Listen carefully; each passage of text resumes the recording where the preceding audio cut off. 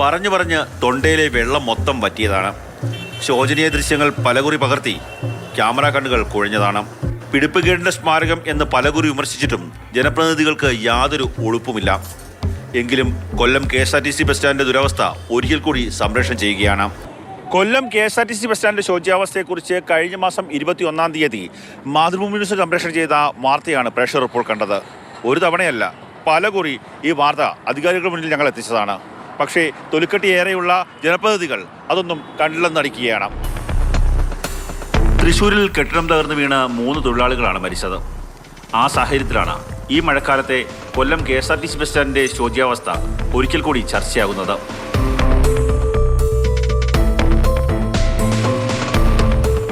ഇവിടെ കൊല്ലത്ത് നമ്മുടെ ഒരു സുഹൃത്തിനെ കാണാനായിട്ട് വന്നാൽ ഇവിടെ വന്നിരുന്ന് കണ്ടപ്പോഴത്തേക്കൊരു ഇതായിട്ട് തോന്നി കഴിഞ്ഞാൽ ഇതായെന്ന് പറഞ്ഞു. ഭയമുണ്ട്. എല്ലാവരെയും എന്താ ഇല്ലാതിരിക്കുക എന്തെന്നാ കണ്ടില്ലേ, എല്ലാം ഇതായിട്ടിരിക്കല്ലേ. ആ കമ്പി ഇവിടെ എല്ലാം ഇതായിട്ട് കിടക്കണം. മേൽക്കൂരയിലെ കോൺക്രീറ്റ് പാളികൾ കുറച്ചുകൂടി അടർന്നു മാറി. തുരുമ്പെടുത്ത് ദ്രവിച്ച ഇരുമ്പ് കമ്പികൾ കെട്ടിടത്തിന്റെ അസ്ഥിപഞ്ജരം പോലെ കൂടുതൽ തെളിഞ്ഞു തുടങ്ങി.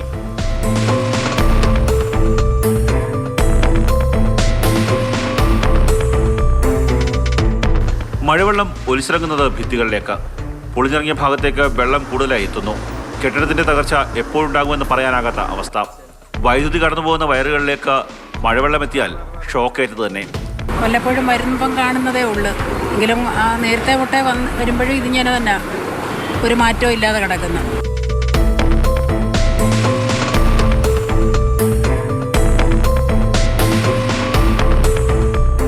അവകാശങ്ങൾ നേടിയെടുത്തവ സംരക്ഷിക്കാൻ.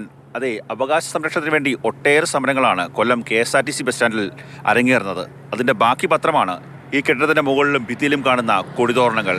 പക്ഷേ അവയൊക്കെ കിട്ടാൻ കയറിയ തൊഴിലാളികൾ ഭാഗ്യം കൊണ്ടാണ് ജീവൻ നഷ്ടമാകാതെ തിരിച്ചു വന്നത്.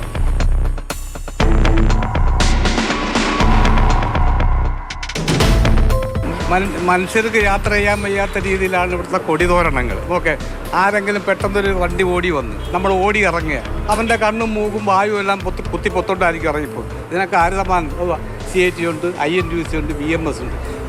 ഇതൊരു KSRTC ബസ് സ്റ്റാൻഡാണെന്ന് നോക്കേ.